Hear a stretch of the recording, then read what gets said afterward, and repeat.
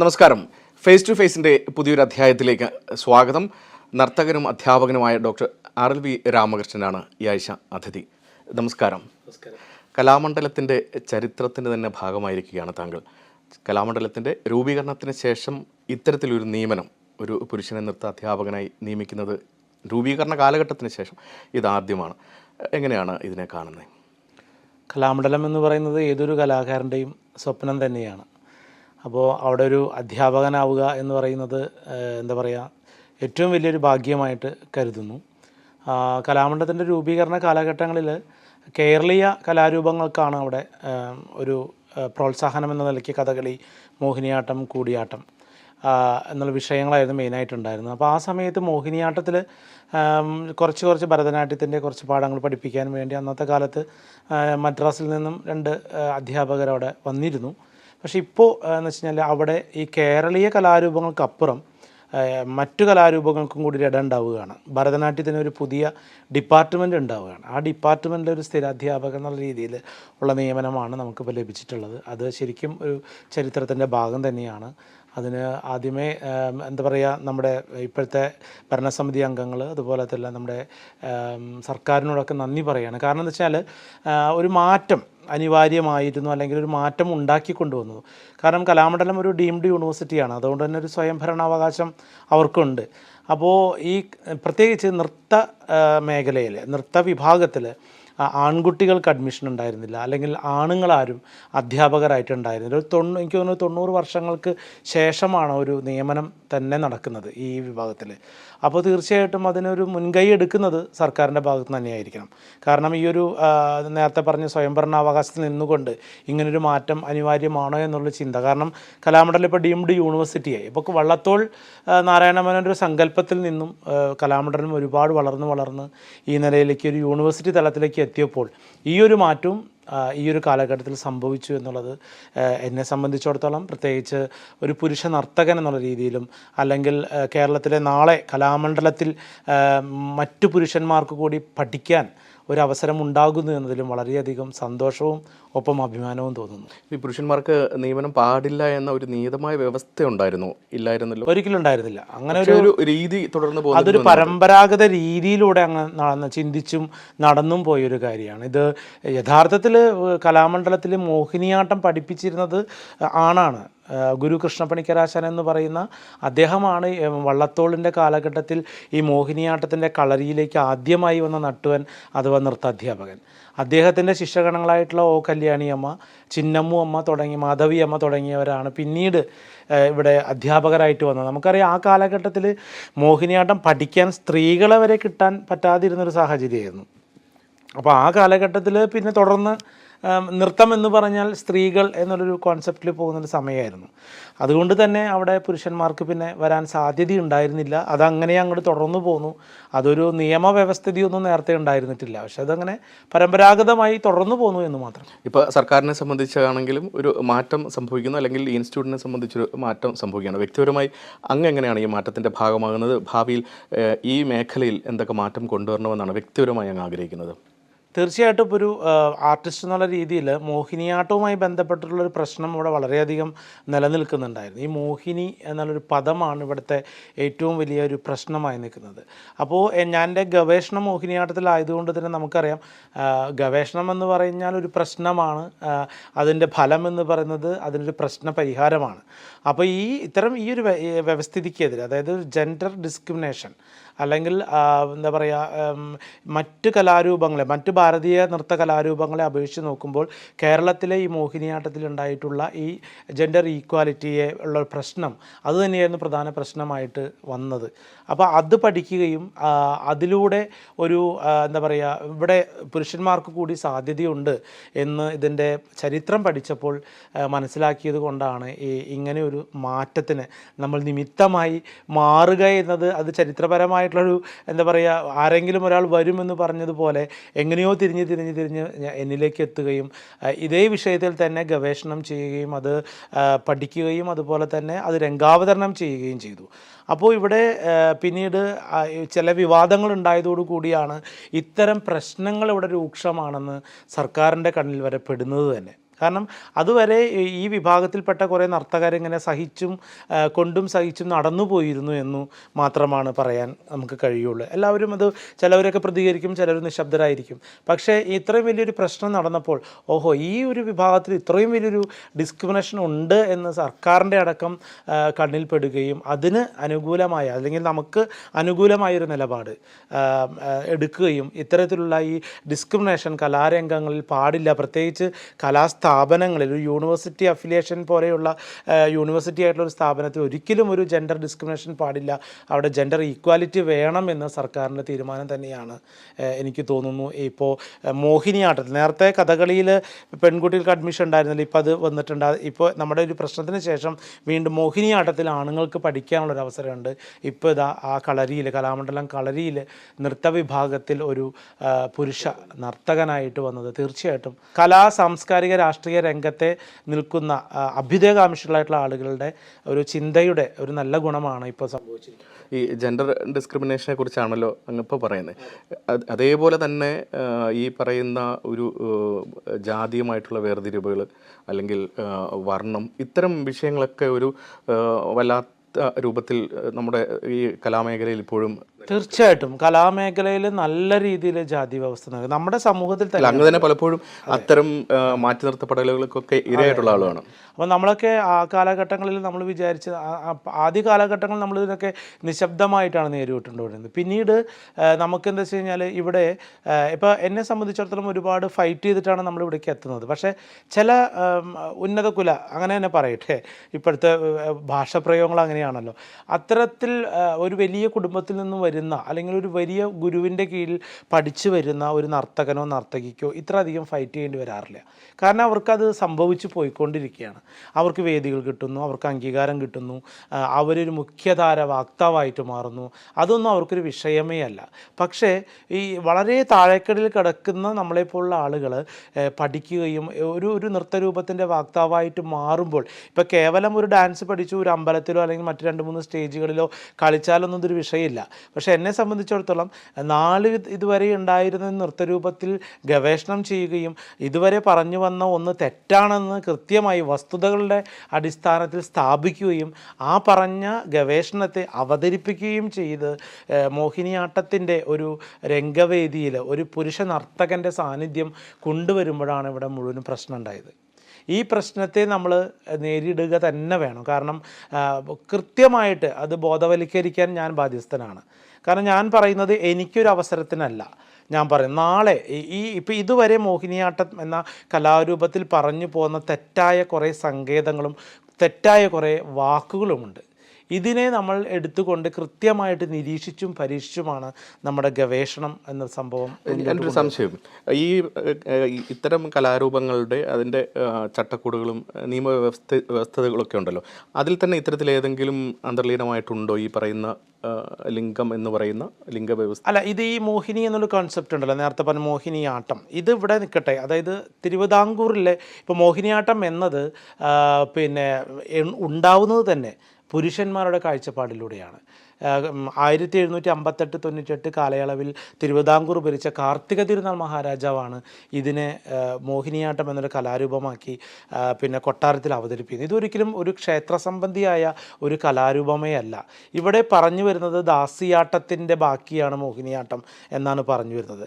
ഇതൊരിക്കലും അങ്ങനെ ഒരു ബാക്കി പത്രമായിട്ട് വരുന്നില്ല എന്നുള്ളതാണ് തിരുവിതാംകൂറിൽ നിന്ന് നമുക്ക് കിട്ടിയ ആർക്കൈവ്സിൽ നിന്ന് കിട്ടിയ ഓലകൾ പറയും. ഇത് തിരുവിതാംകൂറിലെ തിയേറ്റർ എന്ന് പറയുന്ന വിഭാഗത്തിൽ അല്ലെങ്കിൽ നാടകശാല എന്ന് പറയുന്ന വിഭാഗത്തിൽ അവതരിപ്പിക്കപ്പെട്ടു പോകുന്ന നൃത്തമായിരുന്നു. അത് അതിന് ഒരു തരത്തിലും കേരളത്തിലെ പൂജാ സമ്പ്രദായമായിട്ടോ ക്ഷേത്ര സംബന്ധിയായിട്ടുള്ള യാതൊരു ബന്ധങ്ങളും ഇല്ല എന്നുള്ളത് ഗവേഷണ പഠനങ്ങൾ തെളിയിച്ചിട്ടുണ്ട്.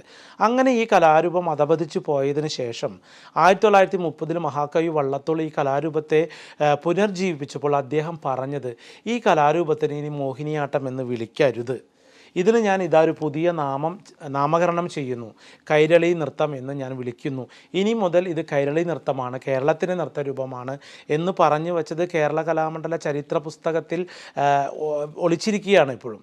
അപ്പോൾ ആ ഒരു സംഭവത്തെ നമ്മൾ പുറത്ത് കൊണ്ടുവന്ന് അതുകൊണ്ട് തന്നെയാണ് ഈ മോഹിനി ആട്ടം എന്നുള്ളത് കൊണ്ടാണ് ഇവിടുത്തെ ഈ ജെൻഡർ ഡിസ്ക്രിമിനേഷൻ നിൽക്കുന്നത്.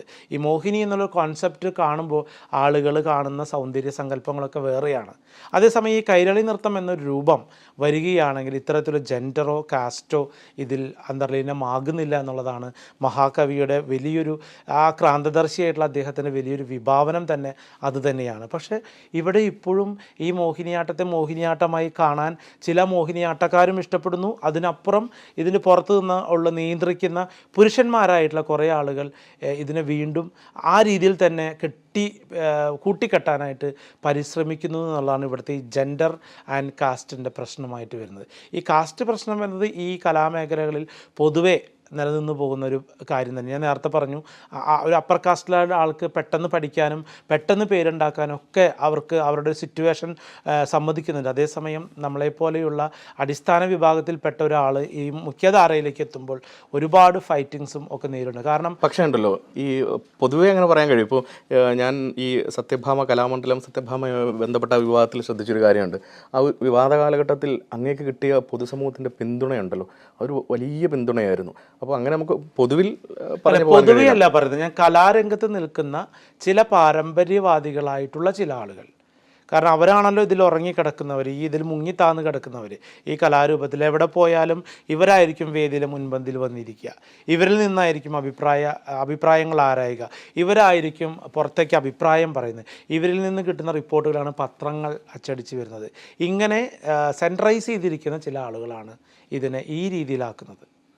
എല്ലാവരെയും ഞാൻ പറയുന്നില്ല. ഇപ്പോൾ നമുക്കറിയാം വലിയ വലിയ ഉന്നതകുലരായ ജാതരായിട്ടുള്ള ആളുകൾ പോലും നമുക്ക് ഒരുപാട് സപ്പോർട്ടുള്ള ആളുകളുണ്ട്. അതായത് അവരുടെ വിദ്യാഭ്യാസവും സംസ്കാരവും വളർന്നതുകൊണ്ടും ഇത്തരത്തിലൊരു സംഭവം പാടില്ല എന്ന് ഉറക്കെ പ്രഖ്യാപിച്ചുകൊണ്ട് നമുക്ക് സപ്പോർട്ട് ചെയ്ത ഒരുപാട് ആളുകളുണ്ട്, വിദ്യാസമ്പന്നരായിട്ടുള്ള ആളുകൾ. ഞാൻ എല്ലാവരും ഉദ്ദേശിച്ചല്ല സംസാരിച്ചത്. ഈ കലാരംഗത്ത് കെട്ടിപ്പിടിച്ച് കിടക്കുന്ന ചില പാരമ്പര്യവാദികളായിട്ടുള്ള ആളുകളിലാണ് ഇത്തരത്തിലുള്ള ചില കാര്യങ്ങൾ ഉറങ്ങിക്കിടക്കുന്നതെന്നാണ് ഞാൻ പറഞ്ഞു വന്നത്. അങ്ങ് സംസാരിച്ചത് മോഹിനിയാട്ടത്തെക്കുറിച്ചാണ്. അങ്ങയുടെ മേഖലയും മോഹിനിയാട്ടമായിരുന്നു. പക്ഷേ കലാമണ്ഡലത്തിൽ ഭരതനാട്യം അധ്യാപകനാണ്. അടുത്ത കാലത്താണെന്ന് തോന്നുന്നു ആ ഒരു വഴി മാറുന്നത്. എന്താണ് അത്തരം ഒരു മാറ്റത്തിൻ്റെ കാരണം? ബേസിക്കലി ഞാൻ ഭരതനാട്യം ഡാൻസർ ആയിരുന്നു ചെറുപ്പത്തിൽ. നമുക്കറിയാം കേരളത്തിൽ എവിടെയായാലും ആദ്യം പഠിപ്പിക്കുക ഭരതനാട്യമായിരിക്കും. ഞാൻ തൃപ്പൂണിത്തുറ RLV കോളേജിലേക്ക് ഭരതനാട്യം ഐച്ഛിക വിഷയമായിട്ട് പഠിക്കാനാണ് പോയത്. പക്ഷേ എനിക്ക് അഡ്മിഷൻ കിട്ടിയില്ല എന്ന് തന്നെ പറയാം. പിന്നീട് നൃത്തത്തോടുള്ള ഒരു വല്ലാത്തൊരു ഭ്രാന്ത് തന്നെ ഒഴിവ് വന്ന മോഹിനിയാട്ടത്തിൻ്റെ ഒരു സീറ്റിലേക്ക് വേണ്ടിയിട്ട് നമ്മൾ പരിശ്രമിക്കുകയും അവിടെ മോഹിനിയാട്ടം പഠിക്കാൻ ചേർന്ന സമയത്തൊക്കെ ഓരോ ഇയറിലും ഭരതനാട്യത്തിന് വേണ്ടി അപേക്ഷ കൊടുക്കുകയായിരുന്നു, അടുത്ത വർഷം ഭരതനാട്യത്തിൽ കിട്ടാൻ വേണ്ടി. പക്ഷേ സീറ്റ് കിട്ടിയില്ല. പിന്നെ 3-ാം വർഷമായപ്പോൾ ടീച്ചേഴ്സ് തന്നെ പറഞ്ഞു, ഇനിയിപ്പോൾ കോഴ്സ് കഴിയുന്ന ഒരു വർഷം കൂടി ഉള്ളൂ, ഇനി അത് തുടർന്നാൽ മതി. അത് പക്ഷേ ഒരു നിയോഗമായിട്ട് കണക്കാക്കുന്നു. മോഹിനിയാട്ടത്തിലൊരു പഠനം ഉണ്ടാക്കാനും മോഹിനിയാട്ടത്തിലൊരു പുരുഷ നർത്തകനാവാൻ ആയതൊക്കെ ഒരു ഭാഗ്യമായി. ഇതിനുശേഷം ഞാൻ കാലടി സംസ്കൃത സർവകലാശാലയിലും തൃപ്പൂണിത്തുറ RLV കോളേജിലൊക്കെ മോഹിനിയാട്ട വിഭാഗം അധ്യാപകനായിട്ട് ജോലി ചെയ്തു. റീസെൻ്റ്ലി ഈ 2022-24 കാലഘട്ടത്തിലാണ് വീണ്ടും ഞാൻ ജോലി ചെയ്തിരുന്നപ്പോൾ എനിക്ക് തോന്നി ഇങ്ങനെ ജോലി ചെയ്തുകൊണ്ടിരുന്ന സുഖാവില്ല എന്ന് വെച്ചാൽ വീണ്ടും ജോലി റിസൈൻ ചെയ്തിട്ട് രണ്ടാമതും ഒരു PG കൂടെ എടുക്കാൻ വേണ്ടി MA ഭരതനാട്യം കാലടി സംസ്കൃത സർവകലാശാലയിൽ ഞാൻ പഠിപ്പിച്ച വിദ്യാർത്ഥികൾക്കൊപ്പം തന്നെ വിദ്യാർത്ഥിയായിട്ട് ചേർന്നു. അങ്ങനെയാണ് MA കിട്ടുന്നത്. ഈ ലാസ്റ്റ് ഇയറിലാണ്. അത് കഴിഞ്ഞ് ഒരു 6 മാസം കഴിഞ്ഞപ്പോഴാണ് കലാമണ്ഡലത്തിൽ ഇങ്ങനെ ഒരു കോൾ ഫോർ ചെയ്യുന്നത്, ഭരതനാട്യം ഡിപ്പാർട്ട്മെൻറ്റിലേക്ക് കോൾ ഫോർ ചെയ്യുന്നത്. അങ്ങനെ നമ്മൾ അപേക്ഷിച്ചു. എന്താ പറയുക, ഒരു ചക്രം കറങ്ങി തിരിഞ്ഞ് വന്ന പോലെ ആദ്യം ആഗ്രഹിച്ചതുപോലെ തിരിച്ചിപ്പോൾ വീണ്ടും ഭരതനാട്യത്തിൽ ഒരു പോസ്റ്റ് വന്നു, നമ്മൾ അവിടെ നിയമിതനായി. ഈ MA ഉണ്ട്, MPhil ചെയ്തു, അതിനുശേഷം PhD ഒക്കെ ചെയ്ത ആളാണ് താങ്കൾ. ഈ ഒരു മേഖലയിലേക്ക് ആൺകുട്ടികളുടെ ഒരു വരവ് അല്ലെങ്കിൽ ഇത്തരത്തിൽ ഗൗരവത്തിൽ ഇതിനെ പഠിച്ച് ഇതിലൊരു അറിവ് നേടുന്നതിന് പുതിയ തലമുറ എത്രത്തോളം തയ്യാറാകുന്നുണ്ട്? ഇവിടെ വലിയൊരു അളവിൽ പുതിയ തലമുറയുണ്ട്. ഇവിടുത്തെ പ്രശ്നങ്ങളാണ് ഈ പ്രശ്നം. ഞാൻ ചോദിക്കുന്നത് ഈ ഒരു കലോത്സവ കാലഘട്ടത്തിനപ്പുറം അല്ലാതെ ഇവിടെയുണ്ട്. ഇപ്പം നമ്മുടെ കേരളത്തിലെ എത്ര സർവകലാശാല, കാലടി സംസ്കൃത സർവകലാശാല, കേരള കലാമണ്ഡലം, തൃപ്പൂണിത്തുറ RLV കോളേജ്, തിരുവനന്തപുരം സ്വാതി തിരുനാൾ, കണ്ണൂർ ലാസ്യ, ഇങ്ങനെ ഒരുപാട് ഈ സ്ഥാപനങ്ങളിൽ നിന്ന് UG PG പഠിച്ചിറങ്ങുന്ന ഒരുപാട് വിദ്യാർത്ഥികളുണ്ട്. ഇവരെ എവിടെയാണ് താങ്കൾ ഈ ചോദിച്ച ചോദ്യം താങ്കൾക്കത് അറിയാത്തത് കൊണ്ടാണോ എന്നറിയില്ല, ഇവരൊക്കെ എവിടെയാണ്? ഈ നൃത്ത മേഖലകളിൽ എത്ര പേര് നിങ്ങൾക്ക് വിരലുണ്ടാവുന്ന രീതിയിൽ പേരെടുത്ത് പറയാൻ സാധിക്കും? ഇവിടുത്തെ വലിയൊരു പ്രശ്നമാണ്, ഇവർക്ക് ആർക്കും വേദിയില്ല. ഇവർക്ക് ആർക്കും മുന്നോട്ട് വരാൻ സാധ്യതയില്ല.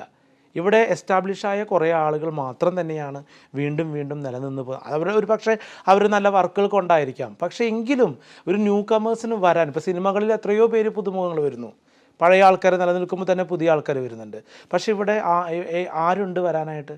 കേരളത്തിൽ സ്ത്രീ നർത്തകർക്ക് തടസ്സം എന്താണ്? അത് മുഖ്യധാരയിലേക്ക് ഇത്രയും പ്രശ്നങ്ങൾ ഇവിടെ നിലനിൽക്കുന്നുണ്ട്. ഇവിടെ ഒരു പാരമ്പര്യവാദികളായിട്ടുള്ള കുറേ ആൾക്കാർ കുറേ അളവുകളും നിയമക്കോടുകളും വെച്ച് ചില ആളുകളെയൊക്കെ നിരീക്ഷിച്ചുകൊണ്ട് അതങ്ങനെ ഒരു എന്താ പറയുക, ഒരു വിഭാഗത്തിന് വേണ്ടി മാറ്റപ്പെടുന്നു എന്നുള്ളതാണ് എനിക്ക് ഫീൽ ചെയ്തിട്ടുള്ള കാര്യം. അല്ലെങ്കിൽ ഈ കുട്ടികളൊക്കെ എവിടെ നല്ല മിടുക്കരായിട്ടുള്ള അല്ലെങ്കിൽ മിടുക്കന്മാരും മിടുക്കികളായിട്ടുള്ള ഒരുപാട് കുട്ടികൾ ഇവിടെ പഠിച്ചിറങ്ങുന്നവരുണ്ട്. ഇവിടെ പ്രത്യേകിച്ച് കേരളത്തിലെ പുരുഷ നർത്തകർക്ക് യാതൊരു തരത്തിലുള്ള പ്രാധാന്യമില്ല. കാരണം ഇവിടെ കേരളത്തിൽ നിന്ന് പുറത്തു പോയി അല്ലെങ്കിൽ ചെന്നൈയിലും മദ്രാസിലൊക്കെ പോയിട്ട് പഠിച്ച എത്രയോ ആർട്ടിസ്റ്റുകൾ പ്രശസ്തരായവരുണ്ട്. പക്ഷേ അവർക്കൊന്നും അവർ കേരളത്തിൽ പേരും പ്രശസ്തിയും ഉണ്ടോ അല്ലെങ്കിൽ കേരളത്തിൽ അവർക്ക് എത്രമാത്രം അവസരം കിട്ടിയിട്ടുണ്ടോ എന്ന് ചോദിച്ചു കഴിഞ്ഞാൽ അത് വിരലുണ്ടാവുമെന്ന് മാത്രമേ ഉണ്ടുള്ളൂ. പക്ഷേ അവർ കേരളത്തിന് വെളിയിൽ മികച്ച നർത്തകരാണ്, മികച്ച അധ്യാപകരാണ്. കേരളത്തിൽ അത്തരം ഒരു സാധ്യതയില്ല എന്ന് തന്നെ പറയാം. അത് ഈ കലാരംഗത്തെ ഒരു ശാപമായിട്ട് നിൽക്കുന്നു എന്ന് വേണം പറയാനായിട്ട്. പുരുഷന്മാരെ സംബന്ധിച്ച് ഉള്ളൊരു പുരുഷന്മാർ മാത്രമല്ല, സ്ത്രീകളും. ഞാൻ നേരത്തെ പറഞ്ഞല്ലോ, ഒട്ടനവധി സ്ത്രീകളിവിടെ പഠിച്ച് പുറത്തിറങ്ങി നല്ല പെർഫോമറായിട്ടുള്ള കുട്ടികൾ ഇവിടെയുണ്ട്. ഇവരാരും നമ്മളറിയുന്നില്ല, നിങ്ങൾക്ക് തന്നെ നമ്മൾ തന്നെ അറിയുന്നില്ല. അത് അവർക്ക് വേദികൾ കിട്ടുന്നില്ല, അല്ലെങ്കിൽ അത്രയൊരു പ്രൊമോഷൻ ഇവിടെ നടക്കുന്നില്ല, സമാന്തരമായിട്ട് നടക്കുന്നില്ല എന്ന് വേണം പറയാനായിട്ട്. അങ്ങനെ ഈ നൃത്ത രംഗത്തേക്ക് വരുന്നത് കുട്ടിക്കാലം മുതൽ വലിയൊരു താല്പര്യമുണ്ടായിരുന്നു. എന്താണ് ഇതിൽ ആകൃഷ്ടനാകാനുള്ള ഒരു കാരണം? ഇത് പ്രധാനമായിട്ടും ഇപ്പം എൻ്റെ വീട്ടിലെ അച്ഛനമ്മമാർ കൂലിപ്പണിക്കാരാണ്, അല്ലെങ്കിൽ ഞങ്ങളുടെ വീട്ടിൽ അങ്ങനെ ചേട്ടന്മാരും ചേച്ചിമാരും നാടൻ പാട്ടുകളും പാട്ടിൻ്റെ ഈരടികളൊക്കെ പാടുന്നവരാണ്. എല്ലാവരും നന്നായി പാടും. പക്ഷെ ഒരു ഡാൻസ് എന്നുള്ളത് അറിയില്ല, ഇൻബോണായിട്ടുള്ളത് കൊണ്ടായിരിക്കാം ഒരു താളബോധം നമുക്കുണ്ടായി. പിന്നെ മറ്റുള്ള ഒബ്സർവ് ചെയ്തിട്ടാണ് എനിക്ക് കൂടുതലും ഡാൻസിനോട് ഇഷ്ടം വന്നിട്ടുള്ളത്. ഉള്ളിൽ ഡാൻസറായിരുന്നു. കാരണം ഒരു പാട്ട് കേൾക്കുമ്പോൾ, റേഡിയോയിലെ പാട്ട് കേൾക്കുമ്പോൾ അത് എന്താ പറയുക, അലക്ഷ്യമായിട്ട് നിന്ന്, ഇപ്പം മുറ്റത്താണെങ്കിൽ മുറ്റത്ത്, വേറൊരാളുടെ അകത്താണെങ്കിൽ അവരെ വീട്ടുമുറ്റത്താണെങ്കിൽ, ഇങ്ങനെ അലക്ഷ്യമായിട്ട് നടക്കുമ്പോഴും ഇരിക്കുമ്പോഴൊക്കെ നൃത്തം ചെയ്തുകൊണ്ട് നടക്കുന്ന ഒരു ക്യാരക്ടറായിരുന്നു ഞാൻ. പിന്നെ പഠിച്ചിട്ടാണ് ഇഷ്ടം കൂടുന്നത്. ഇപ്പോൾ സ്കൂളിൽ ടീച്ചർമാർ വന്ന് പഠിപ്പിക്കുന്ന സമയത്ത് നമുക്ക് പഠിക്കാൻ സാമ്പത്തികമില്ല, അപ്പോൾ അത് നോക്കി നിന്ന് പഠിക്കും.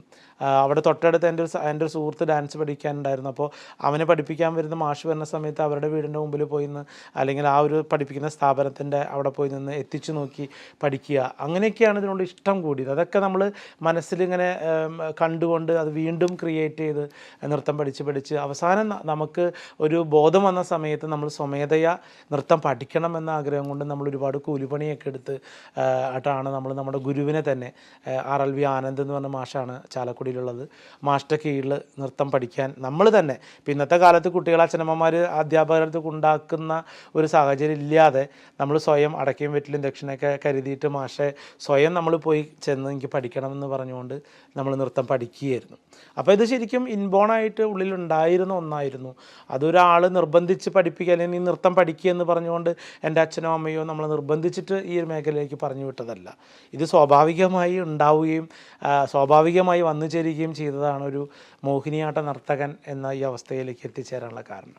ഇതൊരു പ്രൊഫഷനായി തിരഞ്ഞെടുക്കുമ്പോൾ ഈ മുൻപ് പറഞ്ഞ ഇത്തരത്തിലുള്ള പ്രതിസന്ധികളും ഒക്കെ ഉണ്ടല്ലോ. അപ്പോൾ അത്തരത്തിൽ ഏതെങ്കിലും നിലയ്ക്കുള്ള ആശങ്കകളുണ്ടായിരുന്നു? ഒരു നൃത്തം ഇഷ്ടപ്പെടുന്ന ഒരു കലാരൂപം അഭ്യസിക്കുന്നു, മറ്റ് പ്രൊഫഷനിലേക്ക് പോവുകയൊക്കെ ചെയ്യുന്നതാണ് നമ്മൾ പലപ്പോഴും കണ്ടിട്ടുള്ളത്. അങ്ങനെയല്ല, ഇതൊരു പ്രൊഫഷനായി തന്നെ തിരഞ്ഞെടുത്തിരിക്കുകയാണ്. അപ്പോൾ അത്തരമൊരു തീരുമാനത്തിലേക്ക് എത്തുന്നത് എപ്പോഴാണ്? അല്ല, പാഷനും പ്രൊഫഷനും ഒന്നായി ഒരുമിച്ച് കൊണ്ടുപോവുക എന്നൊരു സംഭവം നമുക്ക് വേറെ ഒന്നുമില്ല. നേരം വെളുത്താൽ രാത്രിയാവുന്നവരെ ഡാൻസ്, പാട്ട്, ഇതിൽ ലയിക്കുക, ഇതിൽ ഉറങ്ങുക, ഇതിൽ ജീവിക്കുക എന്നുള്ളത് മാത്രമാണ്. ഇപ്പോൾ നമ്മൾ ഒരു ഡാൻസിൻ്റെ ഒരു അംശം ഒരു TV കാണാൻ അവസരം കിട്ടിയാൽ, നമുക്ക് വീട്ടിൽ TV ഇല്ലെങ്കിലും അവിടെ പോയിട്ട് നമ്മൾ പണ്ടൊക്കെ എന്താ പറയുക, തിരനോട്ടം എന്ന് പറഞ്ഞൊരു പരിപാടി ദൂരദർശനം ഉണ്ടാവും. ഈ ദൂരദർശൻ നൃത്തമണ്ഡപം എന്ന് പറഞ്ഞൊരു പരിപാടി ഉണ്ടായിരുന്നു. ഈ അതിൻ്റെ സ്ഥിരം പ്രേക്ഷകനാണ് ഞാൻ. അപ്പോൾ ഈ പരിപാടി എന്നാണെന്ന് ഞാൻ നോക്കി വയ്ക്കുക. എന്നിട്ട് ആ നമ്മുടെ വീട്ടിൽ TV ഇല്ല, മറ്റൊരു വീട്ടിലായിരിക്കും TV ഉള്ളത്. അവിടെ ചെന്നിട്ട് നമ്മൾ പറയും എനിക്കൊന്ന് വെച്ച് തരും, എനിക്കത് കാണാനെന്ന് പറഞ്ഞിട്ട് അവരോട് പറഞ്ഞിട്ട്, അവർക്കാർക്കും ഇഷ്ടം ഉണ്ടാവില്ല ഇതൊന്നും വെച്ച് തരാനായിട്ട്. പക്ഷെ അവർ എനിക്ക് വേണ്ടിയിട്ട് അത് വെച്ച് തരും. അങ്ങനെ കണ്ട് പഠിച്ച് ഇതിലെങ്ങനെ നൃത്തം അവതരിപ്പിക്കണം, എങ്ങനെ ഈ ദൂരദർശനിൽ ഒരു തവണ നൃത്തം അവതരിപ്പിക്കാൻ പറ്റും എന്നുള്ള വലിയൊരു ആഗ്രഹം കൊണ്ട് ഇന്ന് ഞാൻ ഈ ദൂരദർശനിലെ നൃത്തമണ്ഡപത്തിലെ ടോപ്പ് ആർട്ടിസ്റ്റായിട്ട് എനിക്ക് സെലക്ഷൻ കിട്ടി നിൽക്കുന്ന ഒരു സാഹചര്യം. അപ്പോൾ നമ്മുടെ ലക്ഷ്യമായിരുന്നു അത്. അത് ഈ ഇങ്ങനെ എന്താ പറയുക കുന്നോളം സ്വപ്നം കാണാമെന്ന് പറയില്ലേ, അങ്ങനെ സ്വപ്നം കണ്ട് അങ്ങനെ സംഭവിച്ചു പോയതാണ്. നമ്മൾക്ക് ജീവിക്കുന്ന സമയത്തും അല്ലെങ്കിൽ ഇപ്പോൾ നമ്മൾ ഇപ്പോൾ ഈ സമയത്തായാൽ പോലും ഞാനൊരു ബസ്സിൽ യാത്ര ചെയ്യുമ്പോൾ ഒരു ക്ലാസിക്കൽ ഡാൻസിൻ്റെ പാട്ടിട്ട് ഇയർഫോണിൽ വെച്ചിരിക്കുന്ന സമയത്ത് എനിക്ക് എൻ്റെ മുമ്പിൽ ബസ് യാത്രക്കാരോ അല്ലെങ്കിൽ ഇതൊന്നുമല്ല എൻ്റെ മുമ്പിൽ വേദിയാണ്. ഞാൻ നൃത്തം ചെയ്യുന്ന അല്ലെങ്കിൽ ഞാൻ കുട്ടികളെ പഠിപ്പിക്കുന്നതായിരിക്കും എൻ്റെ സ്വപ്നം, എൻ്റെ ക്രിയേറ്റിവിറ്റിയാണ് അവിടെ. ചിലപ്പോൾ അത് ദുഃഖമുള്ള പാട്ടാണെങ്കിൽ ആ എന്താ പറയുക ഒരു സാഡ് ഫീലിംഗ് ആയിരിക്കും എൻ്റെ മുഖത്ത്. ചിലപ്പോൾ ചിരിക്കേണ്ടതാണെങ്കിൽ ചിരിക്കും. പക്ഷേ ഈ എൻ്റെ മുമ്പിലൂടെ നടന്നു പോകുന്ന ആളുകൾ വിചാരിക്കും ഞാൻ അവരോട് ഇൻട്രാക്ട് ചെയ്യണതാണ്. അങ്ങനെ ചിരിച്ചവരും ഇതെന്താ ഇങ്ങനെ ഇരിക്കണമെന്നൊക്കെ ചിന്തിച്ചവരൊക്കെ ഒരുപാടുണ്ട്. അപ്പോൾ ഈ മനസ്സ് നിറയെ നമ്മുടെ എന്താ പറയുക ഓരോ നിമിഷങ്ങളും ഇപ്പോൾ ഇവിടെ നിന്ന് സംസാരിക്കുമ്പോഴും നമ്മുടെ ഉള്ളിൽ അടുത്ത നിമിഷം നമ്മൾ എന്ത് ചെയ്യണം എന്നുള്ള ചിന്തകളാണ്. അപ്പോൾ ഈ നൃത്തത്തിലൂടെ സഞ്ചരിക്കുക, നൃത്തത്തിലൂടെ ജീവിക്കുക എന്നുള്ളൊരു ചിന്ത മാത്രമാണ് കുട്ടിക്കാലത്ത് ഉണ്ടായത്. പിന്നീടാണ് പ്രതിസന്ധികൾ നമുക്ക് വരുന്നത്. കാരണം ഇവിടെ നമ്മളൊരു വാക്താവായിട്ട് മാറുന്നു, അല്ലെങ്കിൽ ഇതുവരെ ഉണ്ടായിരുന്നൊരു പാരമ്പര്യത്തെ എതിർത്തുകൊണ്ട് ഇതങ്ങനെയല്ല, ഇത് ബ്രേക്ക് ചെയ്യണം എന്ന രീതിയിൽ നമ്മൾ ഈ ഇവിടുത്തെ സത്യാവസ്ഥകൾ നമ്മൾ വെറുതെ ഒരു ആളാവാൻ വേണ്ടിയിട്ടല്ല കൊണ്ടുവരുന്നത്. ഈ പറഞ്ഞു വന്ന വസ്തുതകളല്ല പറഞ്ഞു വന്ന മിഥ്യാധാരണകളെ വസ്തുതകളുമായി കൂട്ടിച്ചേർത്തുകൊണ്ട് അവയെ സത്യമായി അവതരിപ്പിക്കുക എന്നുള്ളതാണ് ഇന്ന് നമ്മൾ ചെയ്തുകൊണ്ടിരിക്കുന്ന ഒരു സംഭവം. കാരണം ഇവിടെ ഇപ്പം മോഹിനിയാട്ടം ചെയ്യുന്ന സ്ത്രീകൾക്ക് ചിലപ്പോൾ ഇത് ചെയ്യേണ്ടി വരില്ല, അവർക്കത് ചെയ്യാനുള്ള ഒരു സാങ്കേതികത്വം ഇവിടെയുണ്ട്. പക്ഷേ ഒരു മോഹിനിയാട്ടം ഒരു മെയിൽ ഡാൻസർ വരുമ്പോൾ ഞാൻ എന്തുകൊണ്ട് അത് ചെയ്യുന്നു, എന്തുകൊണ്ടാണ് ഞാനിത് പറയുന്നത്, അത് കൃത്യമായി പറയാനുള്ള തെളിവുകൾ സഹിതമാണ് ഞാനിവിടെ നിന്ന് സംസാരിക്കുന്നതും. സാധാരണ ചിലപ്പോൾ ഒരാൾക്കൊരു ഡോക്ടറേറ്റ് കിട്ടാൻ വേണ്ടി PhD ചെയ്യുന്നവരുണ്ടാവാം, അല്ലെങ്കിൽ ഒരു വിഷയത്തിൽ അധികമായിട്ടുള്ള ഒരു കണ്ടൻ്റ് ഉള്ളതുകൊണ്ട് PhD ചെയ്യുന്നവരുണ്ടാവും. ഇവിടെ എൻ്റെ PhD എന്ന് പറയുന്നത് അത് രംഗപ്രയോഗം കൂടിയാണ്. അപ്പോൾ അതേ PhD പ്രബന്ധം തന്നെയാണ് ഞാനിപ്പോഴും വേദിയിൽ അവതരിപ്പിച്ച് വരുന്നത്. അപ്പോൾ അങ്ങനെ ആ കലയുമായി അത്രയും ബന്ധപ്പെട്ടുകൊണ്ട് മുന്നോട്ട് സഞ്ചരിക്കുകയാണ് ഇവിടെ. അപ്പോൾ ഇതിനിടയിൽ നമുക്ക് പ്രതിസന്ധികൾ വളരെയധികം ഉണ്ടായിക്കൊണ്ടിരിക്കുന്നുണ്ട്. ചിലവർ നമ്മളെ ചിരിച്ച് കാണിക്കുന്നവർ അവരെ കടപ്പല്ലി കടിച്ച് പിടിച്ചിട്ടായിരിക്കും നമ്മുടെ മുമ്പിൽ ചിരിക്കുന്നുണ്ടാവുക. അപ്പോൾ അതൊക്കെ നമുക്ക് പിന്നീട് ഇപ്പോഴൊക്കെ എനിക്കറിയപ്പെടുന്ന ഒരുപാട് സുഹൃത്തുക്കൾ ഇപ്പോൾ ഈ ഒരു എന്താ പറയുക ചരിത്ര നിമിഷം എന്നൊക്കെ പറഞ്ഞുകൊണ്ട് വാർത്ത വന്നപ്പോൾ എനിക്കെതിരെ പോസ്റ്റിട്ട ഒരുപാട് എൻ്റെ വെൽവിഷർ എന്ന് ഞാൻ കരുതിയ ഒരുപാട് എൻ്റെ സുഹൃത്തുക്കൾ ഇവിടെ ഉണ്ട്, എനിക്കറിയാം അവരെ. അപ്പം ഈ ഒരു പുരുഷൻ നിയമിതനാകാൻ പാടില്ല എന്നുള്ളതാണോ? അതെന്തുകൊണ്ടാണെന്ന് എനിക്ക് മനസ്സിലാവുന്നില്ല. അല്ല, അത്തരത്തിലാണോ പ്രതികരണം ഉണ്ടായി? അല്ല, അവരുടെ വിചാരം നമ്മളൊരു ചരിത്രത്തിലേക്ക് നമ്മളെ കൊണ്ടെത്തിക്കേണ്ടതുണ്ടോ എന്നാണ് അവരുടെ. ഇത്തരത്തിൽ താങ്കൾ ഈ പറയുന്ന ഒരു രീതിയെ ബ്രേക്ക് ചെയ്തിട്ട് നിയമിതനായതിന് എതിർപ്പുകൾ തീർച്ചയായിട്ടും അത് ഈ പറയുന്ന ഞാൻ പറയുന്ന എൻ്റെ സൗഹൃദങ്ങളാണെന്ന് വിശ്വസിച്ചിരുന്ന പലവരും പോലും അത്തരത്തിലുള്ള പോസ്റ്റുകൾ, ഡയറക്റ്റ് പോസ്റ്റുകൾ FB വഴി ഇട്ടിട്ടുണ്ട്. പലതരത്തിലുള്ള വിഷമതകളും നമുക്ക് മനസ്സിലായിട്ടുണ്ട്. അപ്പോൾ എല്ലാവരും മിന്നുന്നതെല്ലാം പൊന്നല്ല എന്നൊരു സംഭവം വളരെ വ്യക്തമായിട്ട് നമുക്ക് മനസ്സിലാക്കാൻ സാധിച്ചു. പക്ഷേ ഇതൊന്നുമല്ല, എൻ്റെ ജീവിതം എന്ന് പറയുന്ന കലയാണ്. എനിക്കിവിടെ ഈ പറയുന്ന നമ്മൾ ഒരിക്കലും ഒരു നുണയെ സ്ഥാപിക്കാൻ ശ്രമിക്കുന്നവനല്ല, ഒരു സത്യത്തെ സ്ഥാപിക്കുകയും അതിലൂടെ ജീവിച്ചു പോവുകയും കല എന്ന് പറയുന്നത്, കല ജീവിക്കുന്നു എന്നതിനുള്ള തെളിവ് നമുക്ക് ഈ കലകളിൽ ഉണ്ടാകുന്ന മാറ്റങ്ങളാണ്. അപ്പോൾ നമ്മൾ നേരത്തെ കണ്ടുവന്നിരുന്ന ഭരതനാട്യമോ മോഹിനിയാട്ടമോ കുച്ചിപ്പുടിയോ ഒന്നുമല്ല ഇന്ന് കാണുന്നത്. കാർത്തിക തിരുനാളിൻ്റെയും സ്വാതി തിരുനാളിൻ്റെയും കാലത്ത് കണ്ടിരുന്ന മോഹിനിയാട്ടമല്ല ഇന്നുള്ളത്. അല്ലെങ്കിൽ 1930കളിൽ കലാമണ്ഡലത്തിലൂടെ വന്ന മോഹിനിയാട്ടമല്ല പിന്നീട് 1950കൾക്ക് ശേഷം നമുക്കിവിടെ നിന്ന് കാണാൻ സാധിക്കുന്നത്. ഇവിടം വരെ മാറ്റി എത്തിച്ചതും ഈ കലാരൂപത്തിൽ പ്രവർത്തിച്ചിരുന്ന മഹാനായ ഗുരുക്കന്മാരുടെ സംഭാവനകളാണ്. വികസിക്കപ്പെടുന്നുണ്ടോ ഇത്? തീർച്ചയായിട്ടും വികസിക്കപ്പെടണം. നവീകരണമാണ് ഒരു കല ജീവിക്കുന്നതിൻ്റെ ഏറ്റവും വലിയ ഉദാഹരണം. അങ്ങനെ, അതായത് കാലത്തിനനുസരിച്ച് നമ്മുടെ സംസ്കാരം മാറുന്നതോടൊപ്പം തന്നെ കല എന്ന് പറഞ്ഞ സംസ്കാരമാണ്, സംസ്കാരത്തിൻ്റെ ഒരു ഭാഗമാണ്. നമ്മുടെ സംസ്കാരം മാറുന്നുണ്ടെങ്കിൽ തീർച്ചയായിട്ടും കലയിൽ ആ സംസ്കാരത്തിൻ്റെ മാറ്റങ്ങൾ പ്രതിഫലിക്കും എന്നുള്ള കാര്യം തീർച്ചയാണ്. അപ്പോഴും അത്തരത്തിലുള്ള ചില ഈ കലയെ ഉപാസിക്കുന്ന ആളുകളുടെ ഭാഗത്തു നിന്നാണ് താങ്കളെയൊക്കെ പോലുള്ള ആളുകൾക്കെതിരായി ഇത്തരം ജാതി അധിക്ഷേപങ്ങൾ, ഇപ്പോൾ ഈ കലാമണ്ഡലം സത്യഭാമയൊക്കെ പോലുള്ള ആളുകൾ നമ്മളൊന്നും അതിന് വകവെച്ച് കൊടുക്കുന്ന ഒന്നല്ല. കാരണം നമ്മൾ ചെയ്യുന്ന വർക്കുകൾ എത്രമാത്രം അത് നമുക്ക് സാധൂകരിച്ചുകൊണ്ട് നമുക്ക് ജനങ്ങൾക്കിടയിൽ നിൽക്കാൻ പറ്റുമെന്നുള്ളതാണ്. ഇതിനിടയിൽ കേൾക്കുന്ന പല എന്താ പറയുക ഇത്തരത്തിലുള്ള പ്രതിഷേധങ്ങളൊക്കെ അതിൻ്റെ അവജ്ഞയോടെയാണ് ഞാൻ തള്ളിക്കളയുകയാണ്. കാരണം തീയിൽ മുളച്ച ഒരു ആൾക്ക് വെയിലത്ത് വടേണ്ട ആവശ്യമില്ല. കാരണം ഒരുപാട് പ്രതിസന്ധികളിലൂടെ അല്ലെങ്കിൽ ഭക്ഷണം കഴിക്കാൻ പോലും മാർഗമില്ലാതെ പഠിക്കാൻ പോയൊരു കുട്ടിക്കാലം ഉണ്ടായിരുന്നു. അവിടെ നിന്ന് നടന്ന് ഇവിടം വരെ എത്താമെന്നുണ്ടെങ്കിൽ ഇന്ന് നമുക്ക് 10 പിള്ളേരെ പഠിപ്പിച്ച് ജീവിക്കാൻ പറ്റും.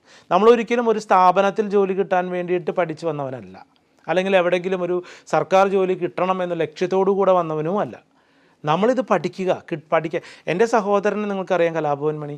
അപ്പോൾ അദ്ദേഹത്തിന് പഠിക്കാൻ പറ്റാതിരുന്ന ചില സാഹചര്യങ്ങൾ, അല്ലെങ്കിൽ എൻ്റെ സഹോദരിമാർക്ക്, എൻ്റെ കുടുംബത്തിലെ സഹോദരിമാർക്ക് പഠിക്കാൻ അവരൊക്കെ സംഗീതം പഠിച്ചിരുന്നെങ്കിൽ വളരെ ഉന്നതമായ നിലയിലെത്തുമെന്നുള്ളത് അവരെ അപ്പോൾ ആ ഒരു കലാരൂപം എനിക്ക് പഠിക്കാൻ പറ്റിയപ്പോൾ ഞാനത് മാക്സിമം പഠിച്ചു. അത് ഇപ്പം നമ്മൾ ഈ ഒരു സംസ്കാരത്തിൽ അല്ലെങ്കിൽ ആധുനിക വിദ്യാഭ്യാസം നമുക്ക് അതുവഴി കലയും ഒപ്പം പഠിക്കാൻ പറ്റിയെന്നൊരു ഭാഗ്യമായിട്ട് അത് പഠിച്ചെത്തി പോന്നു. അപ്പോൾ അവിടെ ഒരു ഗവേഷണം ചെയ്തു. ആ ഗവേഷണത്തിൻ്റെ ഫലമായിട്ട് ചിലപ്പോൾ ചില ആളുകൾക്കൊക്കെ, പക്ഷെ ഞാനതിനെ നന്നായിട്ടാണ് കാണുന്നത്. കാരണം ഈ ഒരു ഗവേഷണം ഇത്രയധികം ചർച്ച ചെയ്യുന്നുണ്ടല്ലോ കലാകേരളം, അല്ലെങ്കിൽ എനിക്ക് ഇന്ന് ഇവിടെ വന്ന് ഈ ക്യാമറയ്ക്ക് മുമ്പിൽ ഇത് സംസാരിക്കാനുള്ള അവസരമുണ്ടാകുന്നത് അത്തരത്തിലുള്ള പ്രതിഷേധങ്ങൾക്കുള്ള മറുപടി തന്നെയാണ്. മണിച്ചേട്ടൻ്റെ ഒരു സ്വാധീനവും പിന്തുണയും ഒക്കെ എത്രത്തോളം ഉണ്ട് താങ്കളുടെ കലാജീവിതത്തിലെ വളർച്ചയിൽ? തീർച്ചയായിട്ടും ജീവിതം ചേട്ടനോട് തന്നെ കടപ്പെട്ടിരിക്കുന്നു. കാരണം അദ്ദേഹം ഇല്ലായിരുന്നെങ്കിൽ ഇന്നൊരു ഡോക്ടർ RLV രാമകൃഷ്ണൻ ഉണ്ടാവില്ല. അദ്ദേഹത്തിൻ്റെ എന്താ പറയുക, നല്ലൊരു പേടിയുണ്ടായിരുന്നു ചേട്ടന്. കാരണം ചേട്ടൻ വളർന്നു വന്ന സാഹചര്യങ്ങളിലൂടെ പോരുമ്പോൾ ഒരു കലാകാരൻ എത്രമാത്രം സെറ്റിൽഡ് ആവും എന്നുള്ളൊരു പേടി അദ്ദേഹത്തിനുണ്ടായിരുന്നു. അതുകൊണ്ട് എൻ്റെ ഒരു PG കാലഘട്ടം കഴിഞ്ഞപ്പോൾ അദ്ദേഹം എനിക്ക് വിദേശത്തൊരു ജോലി ശരിയാക്കിയിട്ട് പോകാൻ പറഞ്ഞിരുന്നു ജോലിക്കായിട്ട്. അപ്പോൾ ഞാൻ ലാസ്റ്റ് പറഞ്ഞു, എനിക്കൊരാഗ്രഹം കൂടെ ബാക്കിയുണ്ട്, നമ്മുടെ കലാകാരന്മാരുടെ ഒരു കുടുംബത്തിലൊരു കലയിലൊരു ഡോക്ടറേറ്റ് കിട്ടുക, അത് ഞങ്ങളുടെ ഒരു സമൂഹത്തിനും കൂടിയാണ്. അപ്പോൾ ഒരു അടിസ്ഥാന വർഗത്തിലെ ഒരാൾ, അവർ പ്രത്യേകിച്ച് കലാകാരന്മാരായിരിക്കും, പാട്ടോ ഡാൻസോ അല്ലെങ്കിൽ വാദ്യങ്ങളോ അതൊക്കെ ചെയ്യുന്നവരായിരിക്കും. അപ്പോൾ ആ ഒരു വിഭാഗത്തിൽ ഒരു ഡോക്ടറേറ്റ് എടുക്കണമെന്ന് വലിയ ആഗ്രഹമുണ്ട് ചേട്ടനോട് പറഞ്ഞു. അപ്പോൾ ചേട്ടൻ പറഞ്ഞു തീർച്ചയായിട്ടും അങ്ങനെ ആഗ്രഹമുണ്ടെങ്കിൽ അത് ചെയ്യണം. അപ്പോൾ അദ്ദേഹത്തിൻ്റെ എല്ലാവിധ പിന്തുണയോടും കൂടിയിട്ടാണ് എൻ്റെ പഠനവും എല്ലാം എനിക്കിവിടെ ഇന്ന് ഒരു ഡെസിഗ്നേഷനിൽ നിൽക്കാൻ സാധിച്ചത്. കാരണം എനിക്ക് വേണമെങ്കിൽ അദ്ദേഹത്തിൻ്റെ ഒപ്പം കളിച്ച് ചിരിച്ച് ഒരു 1-2 സിനിമയിൽ അഭിനയിച്ച് വേണമെങ്കിൽ അദ്ദേഹത്തിൻ്റെ പുറകെ പോവാമായിരുന്നു. ഏതാനും സിനിമകൾ കുറച്ച് ചെയ്തു ഞാൻ. സിനിമ ഒരിക്കലും ഒരു ആഗ്രഹമായിരുന്നു അല്ല, അതിനൊരു വലിയൊരു അംബീഷനല്ല. നമ്മളെ മുമ്പിലേക്ക് വന്ന അവസരത്തെ ചെയ്തു എന്നല്ലാതെ സിനിമയെ അന്വേഷിച്ച് ഞാൻ പോയിട്ടില്ല. സിനിമ അഭിനയം അല്ലാണ്ട് സിനിമയിലെ കോറിയോഗ്രഫി, നൃത്തരംഗമോ? ഇല്ല, നൃത്തരംഗത്ത് എനിക്ക് തോന്നുന്നു അഭിനയത്തേക്കാൾ കൂടുതൽ പഠിക്കേണ്ടത് കൊറിയോഗ്രാഫിയാണ്. കാരണം ക്യാമറ പഠിക്കണം. അത് നമുക്ക് ഇനി ഒരുപാട് സമയം അതിന് കൂടെ അസിസ്റ്റൻ്റായിട്ട് പോയാൽ മാത്രമാണ് നമുക്ക് വെറുതെ ഡാൻസ് കമ്പോസ് ചെയ്യുക എന്ന് പറഞ്ഞുകൊണ്ട് ഒരു കൊറിയോഗ്രാഫർ ആവാൻ പറ്റില്ല ഒരിക്കലും.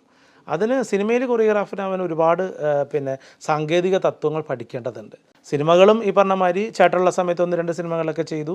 ചേട്ടൻ പോയതിന് ശേഷം ഒരു തീറ്ററപ്പായി എന്ന് പറഞ്ഞ മൂവി, പുഴ മുതൽ പുഴ വരെ എന്നൊരു മൂവി, അങ്ങനെ 2-3-4-5 ചിത്രങ്ങൾ ഞാൻ ചെയ്തിട്ടുണ്ടായിരുന്നു. പക്ഷെ ഒരിക്കലും അതിൻ്റെ ഒരു ഫെയിമിലേക്ക് പോകാനൊന്നും നമ്മുടെ പാഷൻ എന്ന് പറയുന്നത് മുഴുവനും ഡാൻസ് ആയിരുന്നു. അപ്പോൾ ഇതിലൂടെ എങ്ങനെ കാണാൻ പറ്റും, ഇതിലൂടെ എങ്ങനെ നമുക്കൊരു പുതിയ പേപ്പർ പ്രസൻറ്റ് ചെയ്യാൻ പറ്റും, ഒക്കെയായിരുന്നു നമ്മുടെ ഇഷ്ടങ്ങൾ. അപ്പോൾ അങ്ങനെ എന്താ പറയുക, ചേട്ടൻ എല്ലാവിധ പ്രോത്സാഹനം നമുക്ക് തന്നിട്ടാണ് നമുക്കിവിടെ നിലകൊള്ളാൻ സാധിച്ചത്. പക്ഷേ ഏറ്റവും വലിയ ആഗ്രഹമായിരുന്നു PhD കിട്ടുമ്പോൾ അതിൻ്റെ വൈവ ചേട്ടൻ്റെ മുമ്പിൽ ചെയ്യണമെന്നും ആ ഡോക്ടറേറ്റ് തരുമ്പോൾ അദ്ദേഹം ഉണ്ടാവണമെന്ന് വലിയ ആഗ്രഹമായിരുന്നു. പക്ഷേ അതെനിക്ക് നമുക്ക് ദൈവം അതിനുള്ളൊരു ഭാഗ്യം തന്നില്ല. അതിന് മുമ്പ് അദ്ദേഹം പോയി. ഇപ്പോൾ ഇന്ന് അദ്ദേഹം സ്വപ്നം കണ്ടതുപോലെ ഒരു എന്താ പറയുക, ഒരു സെറ്റിലാവാനായിട്ട് അദ്ദേഹം ആഗ്രഹിച്ചിട്ടുണ്ടല്ലോ. അപ്പോൾ ഇന്നൊരു ജോലി വന്നതും അത് കാണാൻ അദ്ദേഹം ഉണ്ടായില്ല എന്ന് വലിയൊരു സങ്കടം ഉണ്ട്. കാരണം എല്ലാവരും പറയും കരയരുത്. പക്ഷേ എനിക്ക് എൻ്റെ ചേട്ടനെ കുറിച്ച് പറഞ്ഞാൽ എനിക്ക് പറ്റില്ല. കാരണം അതങ്ങനെയാണ്. ആരെന്തോ പറഞ്ഞാലും, കരയരുതെന്ന് പറഞ്ഞാലും, കലാഭവൻ മണിയെ എത്രമാത്രം പ്രേക്ഷകർ ഇഷ്ടപ്പെടുന്നു, അല്ലെങ്കിൽ ഓരോ പ്രേക്ഷകനും അല്ലെങ്കിൽ അവർ എത്രമാത്രം ചേട്ടനെ സ്നേഹിക്കുന്നു എന്നുള്ളത് അവർക്ക് ഓരോരുത്തർക്കും അറിയാം. അപ്പോൾ അദ്ദേഹത്തിൻ്റെ പ്രോത്സാഹനത്തിൽ വളർന്നു വന്ന ഒരു അനുജൻ എത്രമാത്രം അദ്ദേഹത്തെ ഉൾക്കൊള്ളുന്നു എന്നുള്ളത് ഇതിൻ്റെ തെളിവായിരിക്കാം ഈ വിഷമവും വൈകാരികതയൊക്കെ. അതിനാ രീതിയിൽ തന്നെ കണ്ടാൽ മതി എന്നുമാണ് എനിക്ക് പ്രേക്ഷകരോട് പറയാനുള്ളത്. ഓക്കെ, വളരെ നന്ദി.